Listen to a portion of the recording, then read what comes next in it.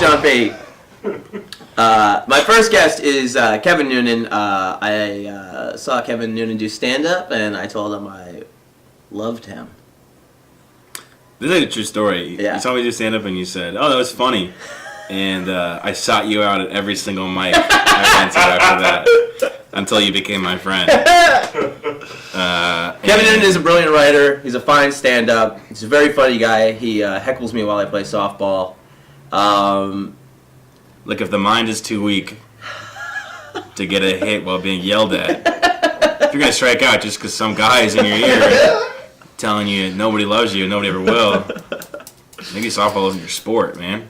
It's going 10 miles an hour. On the program, what I ask my guests to do is bring 3 things that whenever they think about these things, whenever these things pop into their mind, they can't stop laughing about it, and it can be from anything at all in the world. Tell me something. Tell me something you feel guilty about thinking is funny. This is really bad, but like, I don't know. I think it's because like people deal with like sadness and death in different ways. That like my friends and I just like really hit like death jokes hard, like really hard. This wasn't like one of the 3 things I brought, but like. Go ahead, you can let it out. I try to think of a good way to put it. Like when you know Jose Fernandez, who's a pitcher for the Marlins. Yeah. He's a great, amazing pitcher, huge talent. It's very sad he died in a boat crash Tragedy. earlier this year. Yeah, obviously like very sad. Everyone feels the sadness.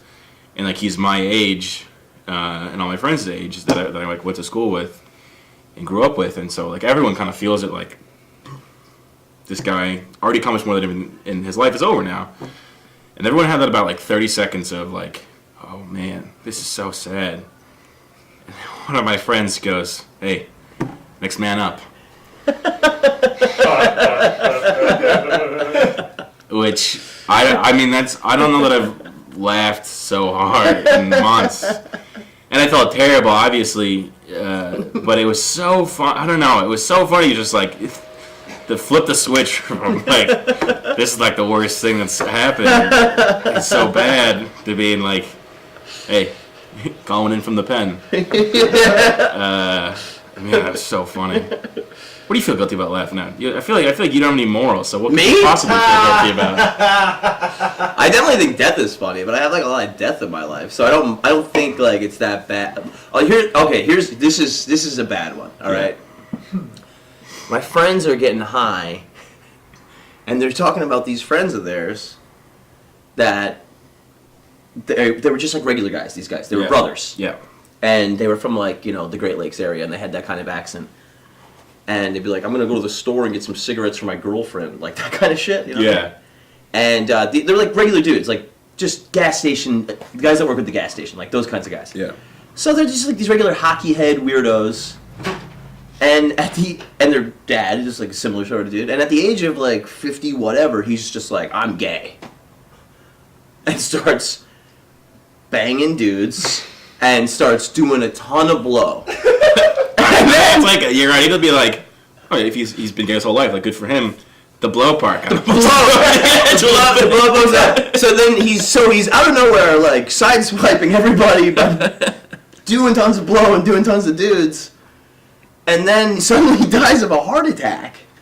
And my friends were getting high talking about it, and they were impersonating the dad, and they were going, "Jesus Christ, Johnny, I got a fucking ass full of cock, a nose full of blow. I feel like my fucking heart's gonna explode."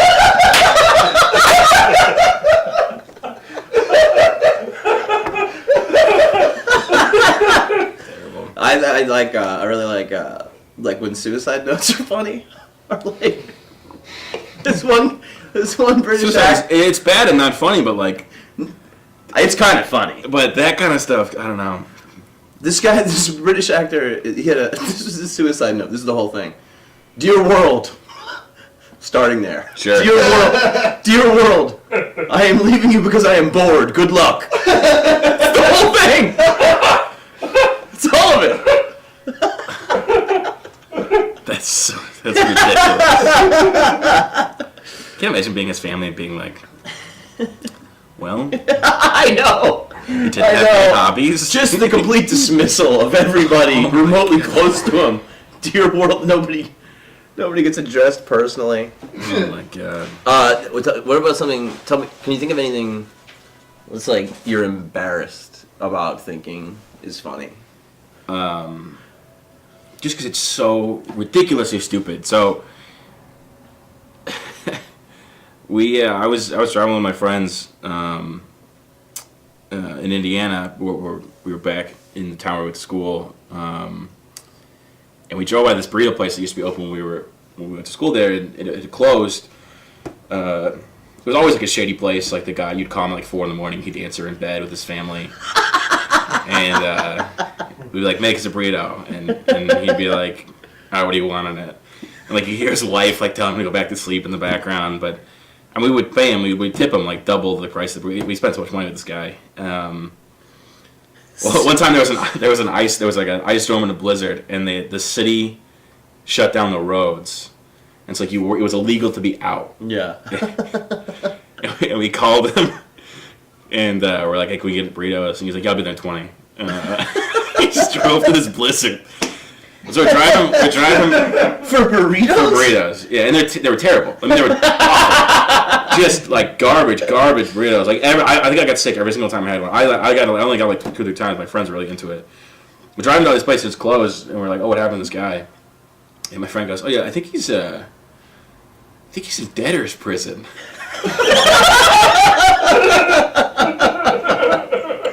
I was like, what? What are you talking? No, that doesn't exist anymore. Debtor's prison? It's like the 1800s, whatever. They would like if you like owe $5 to your king or whatever, they'd throw you in prison for years. So he wasn't breaking even on the burritos. Yeah. It's tough luck. He gets sent back to the 1600s. He's in a cell under the Vatican. Did you say that his wife was telling him to go back to sleep? Yeah, well, we would call him late at night. You'd hear his wife in the background being like, no, don't. And he'd be like, what do you want on it? yeah, and he'd be like, what do you want? He'd be like, I'm out of sour cream, is that all right? I'm like, whatever. So now anytime like there's like a wager or like something goes wrong for somebody, we're always like, all right, loser goes to debtor's prison. I'll bet you $5, and loser goes to debtor's prison. Or like one of the buddies texted me, he was like, damn, I spent like $110 at this bar last night. I wish they'd throw me in debtor's prison. Keep me away from myself. It's like such like ridiculously stupid and like nonsensical place to be. My friend would just be like, yeah, I think he's in debtor's prison. And they just like keep driving like nothing happened. My buddy back home, he's valet parks, right? It was retirement thing. It's in Florida, right?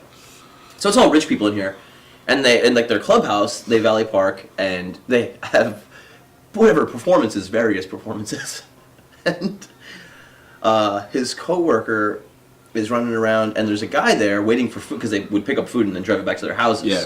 So if you don't want to go in, you can go there and get food.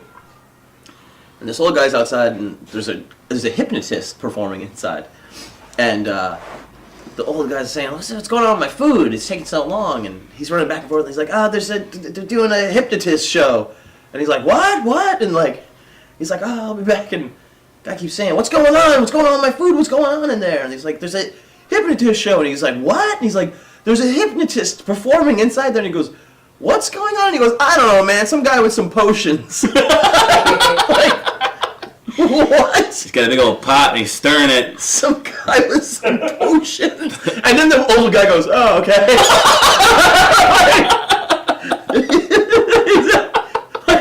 so. Oh, in that case, He doesn't know what the fuck hypnotism is, but potions, he's like, oh, I get that. So can I splice into this the mom video?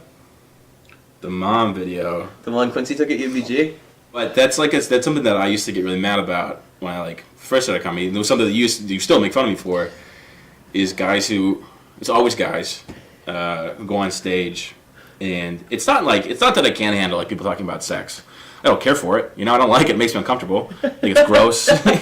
Men, women talking about sex, your genitals. I don't care. Keep it family friendly, or swear all you want, but keep the effing out of it. But especially guys who go on stage and try to throw a twist in. And the classic example, there is a guy who is in comedy still. I can't put the face to the line anymore. But one of the first mics I was at, he was like, "Yeah, so, but fucking this chick, right?" And then I turn around and I'm like, "Mom, what?" And in the room, I was like, "I hate you so much. I hate you. I hate your comedy. I hate what you think is funny. I hate that you made me sit through this." That was one of the first times. I was probably not quite a year. So that was an actual guy? An actual person said that. I thought you were just using that as an example. I'm sure he didn't say it word for word like that, but that was the gist of what he was going for. And so that was the example I used. But that was when I started and I was probably 6 or 7 months in, leaving the room where you can, and open mics, and sitting in the back with the cool kids, because I was like, you know what, I don't want to sit through this shit. Yeah, I don't want to hear you talk about this. Guys who go up and this is part of the problem with this is that I just can't relate to this at all. But guys who go up and just yeah, check out all these bitches I'm fucking laying with. What a bad foot to start on. Because my problem with that is who do you want to relate to that?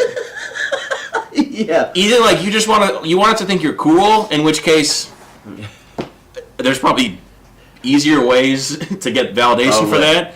One of which you would think is the sex that you're having, and you don't need to get more validation by telling me about it.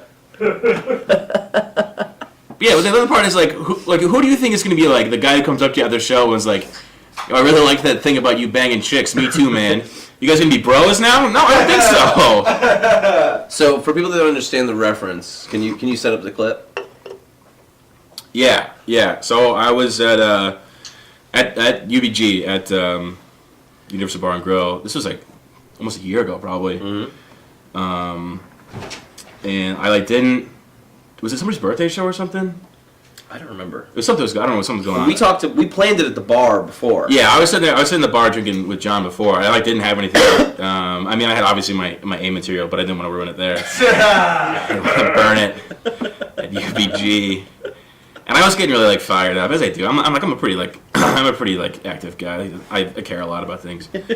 And I told John I was gonna do the full set and make every joke, and in not fucking my mom, but just with the concept of my mom is at the end of every joke. Which, by the way, my mom is a great person. Okay, and we love her to death. right. And she would be horrified to get into this. But it's not about you, if I may. Yeah. We just said we were Kevin, you should do a whole set where the punchline is always Mom. And then we just fuck, it was us talking dumb shit. Yeah. Thought he totally was not going to do it. And then he did one joke that ended in Mom, and Quincy immediately started filming. No! And his fucking thing says, yo, I wouldn't fuck a lion, but fuck that lion. You know who else I saw? Caitlyn Jenner. Right? And I was like, Mom! What? Kidding. It's not my mom. It's a joke. No, I'm kidding. I was at McDonald's this past week. You guys ever been there? It's pretty cool. I was at McDonald's and I was getting a quarter pounder with cheese, no onions, breath, you know? Gotta watch out. You never know where you meet a lady, you know what I mean? And I had an iced tea, large, unsweet iced tea, light on the ice, but it went right through me, and I went to piss, and there was this couple fucking in the bathroom, and I left. But later on the phone, I got on, and I was like, Mom! What were you doing in the McDonald's bathroom? That's fucked up. No, I'm kidding. Kidding. It's a joke. People, did you come for a comedy show? Jesus fucking Christ is my savior. Throw it up. This is me applauding at the end of that clip because I love it so much. That is like, I don't know, probably the most response I've ever gotten, which is, I don't know, depressing. Who cares? I think a lot of the stuff you write, though, is very subtle and doesn't really get into the brains of the addled maniac at the bar of the Universal Bar. You know what I mean? Like, Yeah, the Universal Bar and Grill, where I once saw a guy do 7 minutes on one rape joke. Oh, terrible. Oh, God. I think I know who's... And, look, I mean, that's not the kind of audience... I said terrible. That's what it was. Terrible. It was terrible. Not the Terrible. Honest to God, it was a pure nightmare. I'd never heard. It's quiet in there a lot. I'd never heard the kind of like rapt, horrified silence. It was like people were listening to like you ever heard like those old like World War II, like Edward Murrow in London reporting back to America of the bombings that were happening. Yeah. It was like people like huddled around a radio listening to like a city being destroyed. In total silence, but you can tell, you can hear everyone's terror. Yeah. That's what it sounded like. Just, yeah. When there's nothing left to give, you can't even make a sound. Yeah. You know? You're like, oh. The worst thing I ever saw was a guy went up at a mic. This is only a 3-minute mic. This guy goes up. This is how me and Richard Park became friends. I was at the bar, and there was a guy on stage, and this is his premise. He goes, "You know, I don't think there's anything really wrong with racism." Sure. That's what he starts at. Hear him out. Starts at. And then this is the qualifier. He goes, "I mean, there's certain foods I don't like." And he's going on this train of thought, and it's equally dead, silent in the bar. Most people on their phones. But this bit is so insane that I just start looking around the bar for anybody to meet my eyes to acknowledge that this is a nightmare. like this is the worst thing ever. And then the guy dismounted. His dismount was, all right, little PC for a comedy. It's like, if you can't get on board with racism's okay, you're a little PC. Edgy. I will say, I think the two most common ways that people become friends in like open mic comedy, number one, absolutely, without a doubt, is people leaving the room to go smoke. And I think I don't smoke cigarettes, not because I'm a better person. I just have higher integrity and character and willpower. But I would wager that like 50% of people who smoke in the comedy community started because they were like looking for a reason to leave the room and just became addicted to cigarettes over the process. And number two is a bit going horribly and you like casually making eye contact with other people in the room, being like, "You guys seeing this?" Can you show the people at home your face during a bombing open mic set, what you do? Because I can't look at you. I don't know. When somebody's bombing. Run some of your material and then I'll look at the camera. I just like...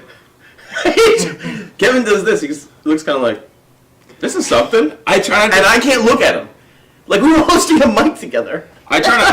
I mean, it's not like... It's not like a judge because like, I do like 99 sets out of 100 that I do are like Right, mostly terrible. Of course we all bomb. It's not about bombing. It's not people like doing terribly.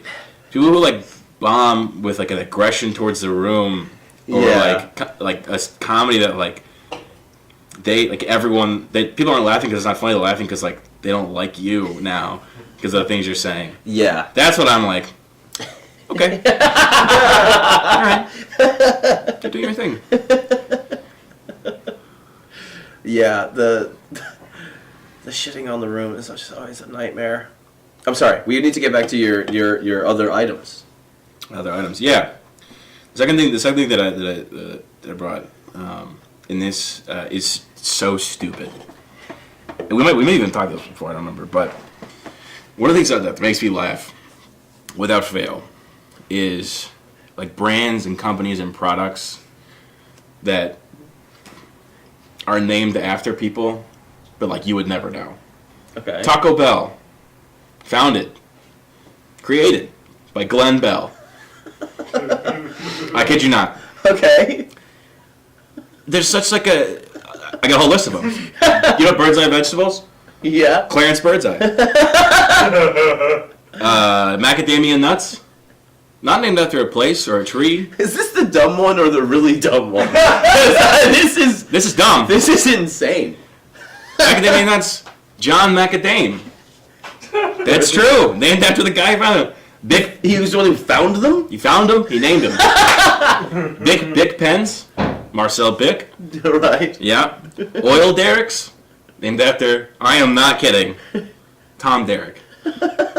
Guy hated being named two names so much he gave it off. Tupperware, Earl Tupper.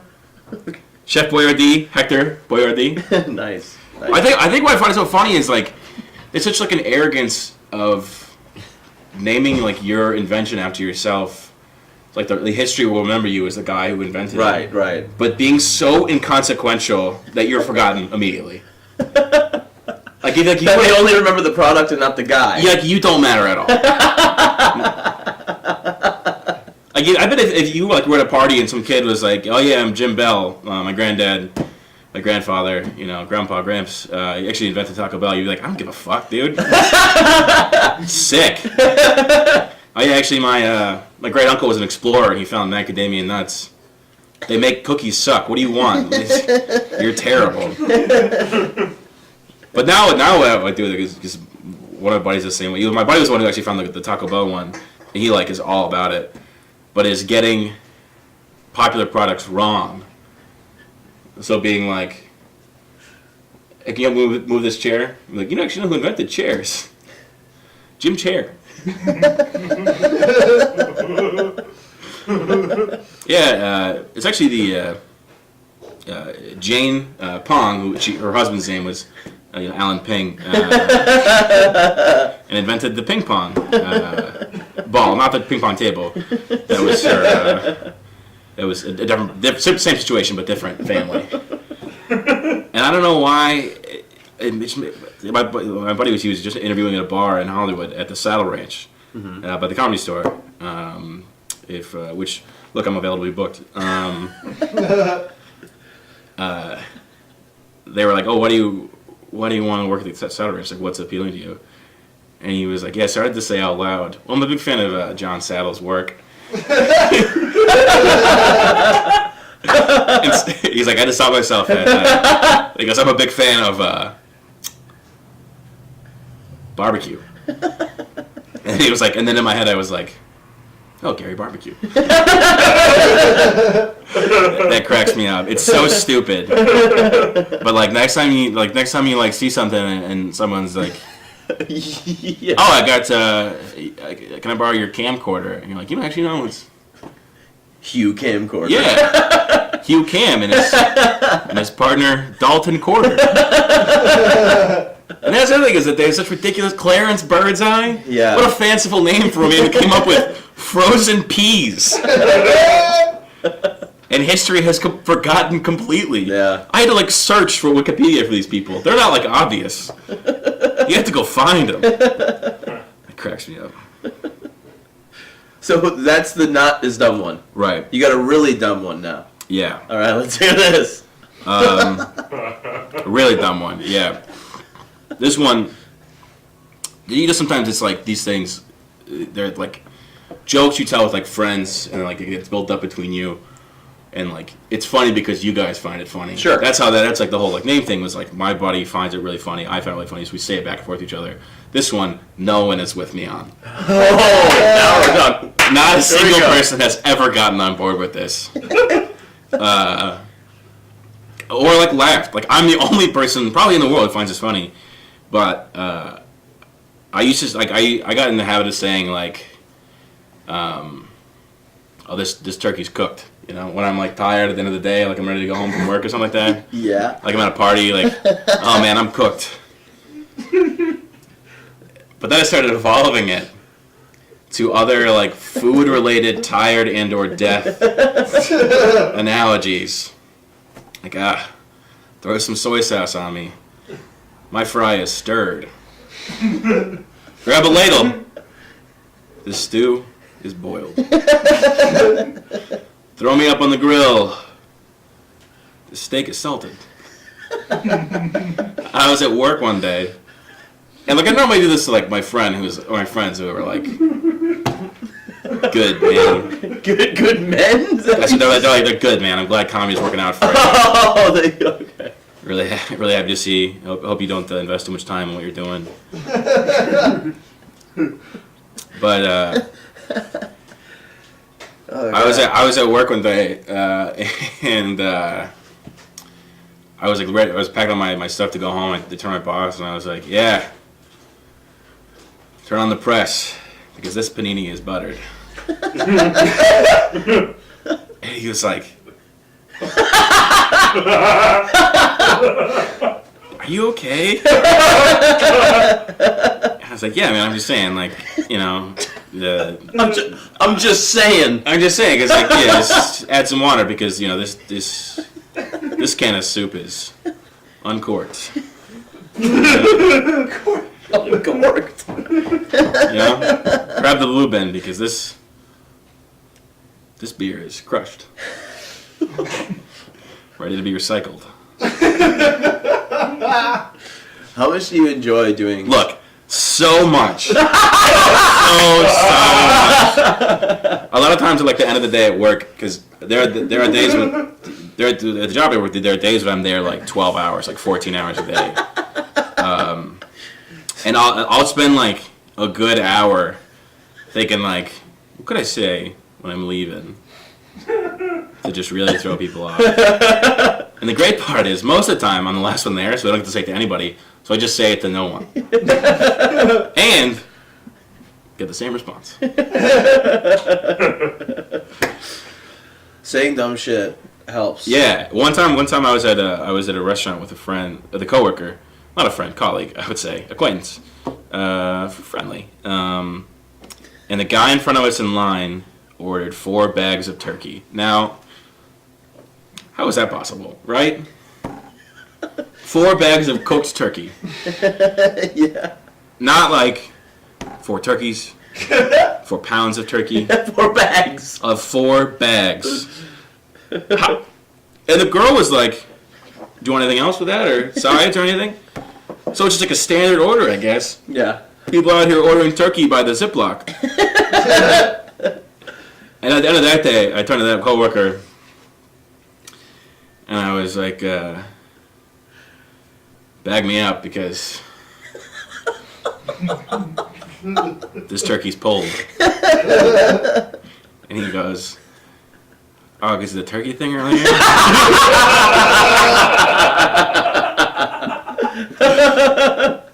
And I was like, "All right, have a good one. See you later." How much stuff do you do like that just to make yourself laugh? A lot. I'll sit in traffic and just say that shit to myself. I do that character on Kevin's podcast, Kevin Anderson's podcast, Bleak and Review. Check it out. Download it, subscribe. They're almost to 1,000. I'm not sure how close, but they're close. And I came up with the character sitting in traffic and yelling at the people around me in the cars because I always feel bad like yelling at people. Yeah. So I started doing it in a voice to make myself laugh and also get rid of the guilt of Right. being like having road rage. Blowing off steam, but Yeah. not being 100% Yeah, so a lot of that authentic. stuff. And I tell you what, my coworkers are like very not on board with it. Like very like not cool about it. Wait, they know about it? Well, sometimes I'll be like at work and I'll say stuff. In the voice. No, I won't say in the voice. I mean, so let's like say stupid stuff. Oh. To like make myself laugh. I used to work in my boss's apartment, and look, it's going really well. Really trying to earn profit. And across the street from his apartment was this like market called Bob's. Yeah. My boss is British. I'm gonna get fired. No. Every time he would Nobody go, cares. he'd be like, "Oh, I'm going to Bob's. You guys want anything?" I always be like, "Oh, your uncle? Your uncle's place?" The common phrase in England is "Bob's your uncle." Right. Yeah. Right. And the first time I did it, he goes, "Ugh." And after like 10 times in the span of like 2 weeks, he was like, "You know, you don't need to stop. I'm not going to make you, but it is painful to watch you make that joke." And I'm sitting there like, Bob's your uncle, See, like, right? I think like with stuff like that, the amount of times you do it, the funnier it gets. Yeah, oh, for sure. Like, cause like when like they're like, all right, really, that's annoying, and then you do it like 10 more times. By that 10th time after, when you know it's just so far into the abyss, I mean, I try to gauge, like, if people are really, like, mad, angry, or if they're just like, "You're so stupid." I remember I told a joke a couple weeks ago, and my boss was like, "Well, I guess I don't have to worry about you leaving the company for a comedy anytime soon." The workplace killing time by being an idiot thing is one of my favorite things. My buddy Dodger would work with this guy who was like on like janitorial duty in the hospital, and they would all eat together, like nurses, surgeons, everybody. And this guy would just kill time at lunch by telling lies, just fabulous lies. Like he would be like, there was a convention center, Harborside nearby, and he'd be like, "Are you guys going to Harborside this weekend?" And like all these doctors and nurses like, "No, what's going on?" And he goes, "Oh, they're doing this like reenactment of," this is right after Michael Jackson died. He goes, "They're doing this huge reenactment of Thriller with like hundreds of people," and they're like, "Oh my God, my kid loves Thriller." He's like, "Bring your kid, man!" Just he's making these fictional plans for these like very wealthy people. And he'd be like, and then he would chop it up like this sometimes. He'd be like, "Yo, there's some good movies coming out this weekend," and they'd be like, "Oh, like what?" He goes, "Oh, like the Giant Glove versus the Ponies." And we'd be like, "Really? The Giant Glove versus the Ponies?" And he goes, "Yeah." Then Godzilla comes in there, and oh man, it gets messed up. And people are going, "Oh, so it's a Godzilla movie?" And he's going, "Yeah, it's a Godzilla movie." Just making shit up. But this is my favorite one. Again with the convention center. He goes, "You guys going to Harborside this weekend?" And they're like, "No, why? What's going on?" He goes, "Van Damme is speaking." Like, what's he gonna say? Van Damme is speaking? He's giving a TED Talk. Ridiculous. Roundhouse. Again, people are like, "Oh, my kid loves Van Damme." He's like, "Bring your kid." Telling everybody, get down there to see Van Damme speak. Van Damme's kid. Ridiculous. That's absurd. I think we're out of time. Out of time? Yeah. Do you have any? Are you cooked? I mean...